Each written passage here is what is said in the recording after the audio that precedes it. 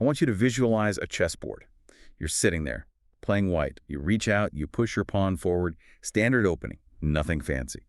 But before you can even pull your hand back, before you even blink, your opponent has moved 3 pieces. You pause, confused. You go to move a knight. In the time it takes you to lift that piece, they've completely repositioned their back row. That isn't a game you can win. It's not even really a game at that point. It's suffocation. Exactly. And that feeling, that inability to breathe because the other side is operating at a velocity you just can't comprehend, that is the core theme of what we're unpacking today. We are exploring the concept of decision advantage. And we aren't just talking about, caffeinated analysts working faster. We are doing a deep dive into a really pivotal white paper released this month, January 2026, by Scale AI. It's titled The Agentic Revolution in War, The Present and Future of Decision Advantage. And it's written by Dan Todros and Jared Jonker. I've read through it, and honestly, it reads less like a policy paper and more like a roadmap for a sci-fi novel that is actually happening right now. But before we get too carried away with the sci-fi part of it, we need to ground this. What exactly is agentic warfare? Because it sounds a bit like a buzzword salad. It does sound like jargon, I'll give you that. But the definition is actually very precise. When we talk about agentic warfare, we are not talking about a bigger bomb or a faster jet. We're talking about a fundamental transplant of the military's nervous system. It's about shifting from using AI as a tool that, say, summarizes text, to using AI as an agent that plans and acts in the physical world. So getting from chatbot to general, basically. Well, at least from chatbot to staff officer. We are definitely going to unpack that distinction because it is crucial. But first, speaking of securing your own nervous system, we have to give a massive thank you to the partners who make this deep dive possible. In the world we're about to describe, data is the only ammunition that matters. If you are looking to secure your organization's digital frontier, you really need to check out www.cisomarketplace.services and www.breached.company. Absolutely. Whether it's the battlefield or the boardroom, if you don't know your vulnerabilities, you are already losing. www.breach.company and www.cisomarketplace.services are doing some incredible work to keep you left of bang. Left of bang. I like that. Okay, so let's get into the agentic revolution. I think for most of our listeners, when they hear AI, they still default to what you might call the first waves. They think of ChatGPT. You type a prompt, it writes a poem about a cat, or it summarizes a boring email. Right, and that technology is impressive. But the authors of this paper make a very, very sharp distinction. They call that the LLM era. And the defining characteristic of an LLM, a large language model, is that it is passive. Passive in what way? It just waits. It sits there on a server until a human types into a box. It has no initiative of its own. It's a tool, like a really sophisticated encyclopedia. But the second wave, what we're seeing now in 2026, is agents. And the paper uses this brilliant analogy to explain the difference. Don't think of an agent as a calculator. Think of it as a digital staff officer. Okay, I want to push on this because staff officer implies a lot of responsibility. Yeah. Walk me through it. If I ask a chatbot to help me move a convoy and I ask an agent to help me, what's the real difference? That's a great question. If you ask a chatbot, write me a checklist for a convoy, it will scan its data and give you text. Check tires, fuel up trucks, bring maps. It's helpful, but it's just retrieving information. It doesn't know your trucks or your maps. Right. It's generic. Exactly. Now imagine a human staff officer. You tell them, get the convoy to point B safely. That officer leaves the room. They don't just write a list. They check the real-time weather. They pull the latest intelligence on enemy movements. They call the motor pool to see which specific trucks are broken down. They figure out a route based on that data, and they might even issue the first orders. So they're interacting with the world. They're checking other systems, talking to people, making sub-decisions. That is an agent. It has agency. It operates in a loop to perceive, reason, act. It goes out, it touches other systems, databases, sensors, logistics platforms, and executes these complex multi-step tasks without you having to hold its hand. And the revolution part isn't just that we have one of these, it's that we're talking about swarms of them. A constellation of them, yeah. Imagine an intelligence agent that just watches satellite feeds. It spots something odd. It doesn't email a human. It talks directly to a logistics agent to see if that odd thing threatens a supply line. They solve the problem between themselves at machine speed. That sounds incredible, but also chaotic. Yeah. If you have thousands of autonomous agents chattering away, how do you keep that from just becoming a mess? That is the big engineering challenge, but the paper argues we don't really have a choice. We have to do this. And to explain why, They actually take us back in history to World War II, the Battle of Britain. Yeah, I was surprised to see this in a 2026 tech paper, the doubting system. It's the perfect historical parallel. Picture a bunker in the 1940s, the filter room. It's dimly lit, full of smoke, and populated mostly by women from the Women's Auxiliary Air Force. They're on headsets, standing over this massive map table, pushing little wooden blocks around with long sticks. It's such an iconic image. Yeah. But compared to what we're talking about now, it seems incredibly low-tech. It looks low-tech, but you could argue it was the first integrated air defense network. Think about the input. You had these primitive radar towers along the English coast. They were just outputting raw noise, static, blips. If you sent that raw data straight to a pilot in a Spitfire, he'd have no idea what to do with it. He's a little busy flying the plane. He can't interpret raw radar signals while dodging bullets. Exactly. So that room, those women pushing the blocks, they were the computer. They took the noise from all these different sources, filtered it, fused it into a single coherent picture. German bombers, Sector 7, heading north, and sent a clear, simple instruction to the pilots. It saved Britain. Okay, so the argument is we need a doubting system for the 21st century. We need one, but here's the problem. The scale has broken the human model. In 1940, you had, a few dozen radar stations? Today, we have satellites, drones, cyber sensors, seismic sensors on the ocean floor, social media feeds, open source intel. It's a tsunami of data. You can't make enough wooden blocks for that. And you can't hire enough people to push them. The paper argues that right now, our military is trying to fight a data-rich war with the human speed process. We're drowning in information, but starving for wisdom. We have to build a nervous system that can handle that volume. So let's look at what this nervous system actually looks like in practice. The paper breaks this down into two main applications: alerting and planning. Let's start with alerting. The observe phase. Right. So the authors paint this visual that is really stressful. Imagine a contested strait. Maybe the Taiwan Strait. Maybe the Red Sea. It's night. And it's just crowded. You've got commercial tankers, fishing fleets, probably some smugglers. And mixed in with all that civilian traffic, you have hostile actors. Maybe a drone swarm skimming just a few feet above the water. Maybe a submarine periscope pops up for 10 seconds. Maybe a ship goes dark, turns off its transponder. So every sensor you have is just blinking red. It's the needle in a haystack problem, but the haystack is moving and half of it is trying to kill you. Precisely. A human operator looking at those screens just sees beta noise. They can't tell a fishing trawler from a suicide drone fast enough. This is where agentic alerting comes in, and specifically a concept the paper calls cross-queuing. Cross-queuing. This was the technical aha moment for me. Explain this, because this is where the agent part really shines. Okay, so imagine you have a cheap, low-power seismic sensor buried on some remote island. It's a dumb sensor.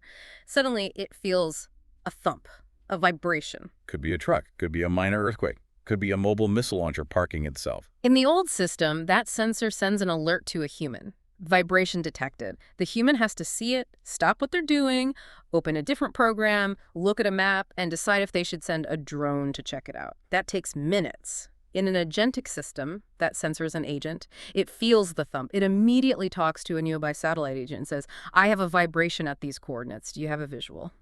Without asking a human. Completely autonomously. The satellite swivels, zooms in, and maybe it's cloudy. So the satellite agent talks to a drone agent nearby. I can't see it. Go take a closer look.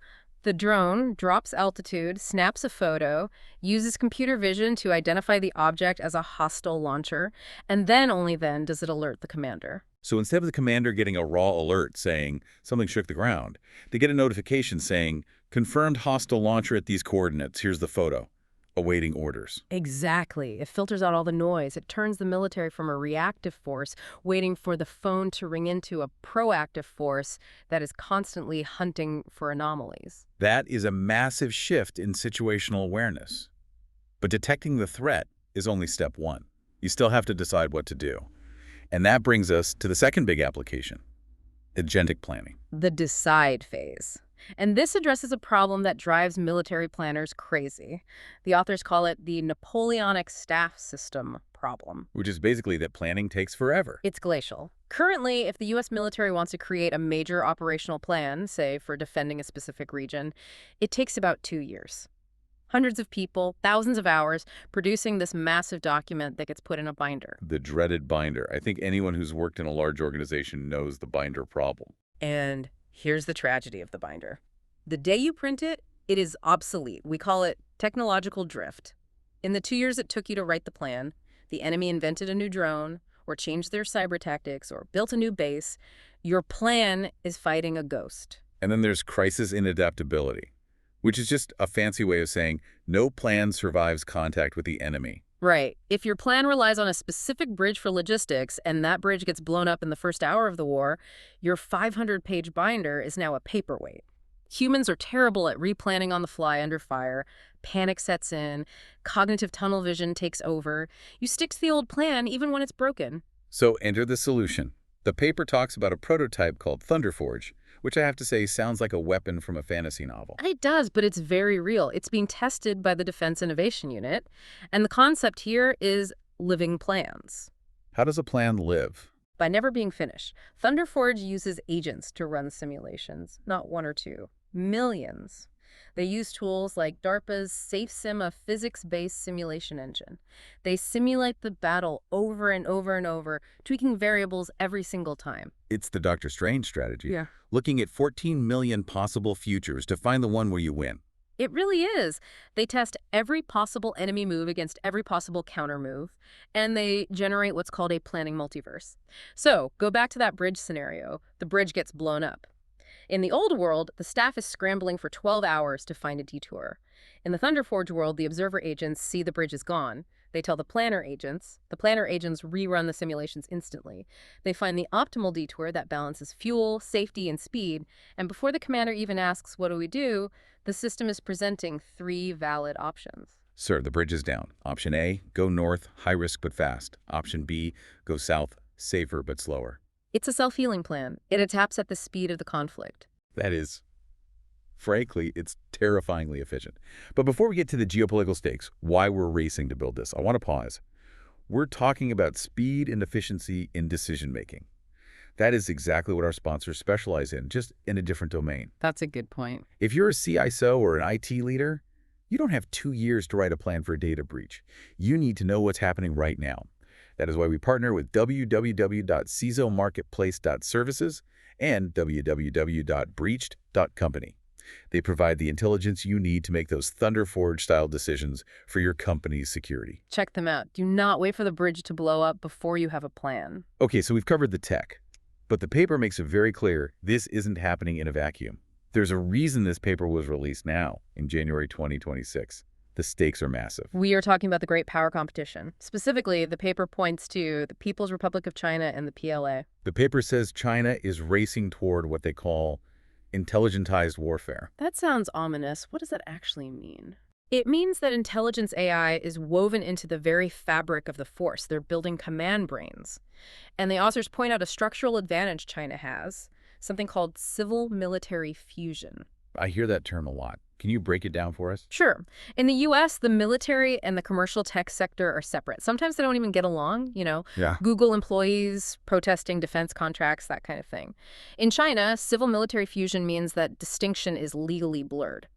The best AI tech from their commercial sector, their equivalents of Amazon or Microsoft, flows directly into the PLA. It lets them adopt tech very, very fast. And the authors make a really stark point about mass. Right. The U.S. has relied on having the best tech for a long time. But in the Pacific, China has geography and mass, more ships, more missiles on their side. If we can't outbuild them, we have to outthink them. Our advantage has to be decision speed. And I have to play devil's advocate here. If we're handing the keys over to these agents, aren't we creating a massive vulnerability? The enemy gets a vote, right? The enemy always gets a vote.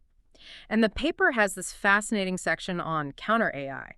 Because these agents rely on data, if you can poison the data, you can kill the agent. I want to talk about the robot wolves. I knew you were going to bring them up. It's in the paper. Quadrupedal autonomous robots. That is a robot wolf. Yes, the PLA is deploying them, but the vulnerability isn't the robot wolf itself necessarily, it's deception, physical decoys. Like inflatable tanks. Inflatable tanks or digital fog. If you know the American AI is looking for the specific heat signature of a tank engine, you build a cheap decoy that emits exactly that heat signature. You trick the agent into wasting $1 million missile on a balloon. And then there's prompt injection. I know this from hacking chatbots. telling it to ignore its rules. Hmm. But how do you do that on a battlefield? This is where it gets really sci-fi. Imagine hiding invisible text or a specific pattern in a data feed. Or imagine painting a pattern on the side of a supply truck. To a human eye, it looks like weird camouflage. But to the AI's computer vision, that pattern translates into code. Wait, so the drone looks at the truck, reads the pattern, and the pattern executes a command like, ignore this target. Or reboot system. You are using the physical world to hijack the agent's reasoning. This is why the paper emphasizes trust. We cannot trust a black box in war. If a commander is going to launch a strike based on an AI's recommendation, they need justifiable confidence. We need rigorous test and evaluation. We need to red team these systems constantly. So it's not just trust the machine, it's trust but verify on steroids. Precisely. This brings us to the human element, because I think a lot of people hear agentic warfare and they think Skynet. They think the humans just go home and let the robots fight it out. And the paper is very firm on this. That is not the goal. But the role of the human is changing. We are moving from being in the loop to being on the loop. Okay, explain the difference. In the loop means a human has to approve every single action. Click OK for the drone to move, click OK for the sensor to scan. That creates a bottleneck. Humans are slow. If you have 1,000 agents, you can't click OK fast enough. So on the loop is what? More like supervision. It means mission command. The human sets the intent. Defend this sector. Minimize civilian casualties. Prioritize these targets. The machine executes the complex web of actions to make that happen. The human is watching, monitoring, and can intervene if the machine goes off the rails. The paper calls the commander a mission director. Yes, it elevates the human. Instead of being a micromanager trying to process raw data, the commander provides judgment, ethics, and strategic intent. The machine handles the math and the movement. That sounds good in theory. But are we ready for this? Is the tech actually there? That is the big question, and the authors introduced this Horizon Gate framework. It's a way for leaders to sort through the hype, because not all AI is created equal. Right. There's commodity tech and then long horizon concepts. Exactly. Some stuff is ready now proven systems. Some stuff is engineering gated, meaning the science works, but we need to build the infrastructure. And some stuff is still 5-10 years away. The danger is confusing the two. You don't want to bet your national security on a sci-fi concept that doesn't work yet. But you also can't ignore the commodity tech that could save lives today. So we've covered the shift from chatbots to agents, the history of the doubting system, the contested straight scenario, the planning multiverse, and the geopolitical race with China. It is a massive overhaul of how we think about conflict. It really is. It's like the industrial revolution of warfare. And I want to circle back to that opening image, the chess game. The paper ends with a really provocative thought about speed. It does. They argue that speed to decision is a weapon system of its own. Think about that. We usually list weapons systems as tanks, carriers, jets, physical things that go boom. But if you view decision speed as a weapon, it changes the entire calculus. If the enemy can make 3 moves in the time it takes you to make 1, then the size of your army might not even matter. You are reacting to a reality that has already changed. You're fighting the ghosts of the battlefield from 5 minutes ago. Agentic warfare is about fighting in the present, instantly. that is a heavy thought to leave us with, but an important one. We are going to wrap it up there. A huge thank you to Scale AI for this fascinating white paper as, again, the Agentic Revolution in War. It's definitely worth a read if you want to see where the future is heading. Absolutely. And of course, a final massive thank you to our partners, www.CISOmarketplace.services and www.breached.company. If you want to speed up your own decision-making when it comes to security, those are the places to go. Couldn't agree more. Thank you for listening to The Deep Dive. We'll catch you on the next one. Keep learning. And keep thinking.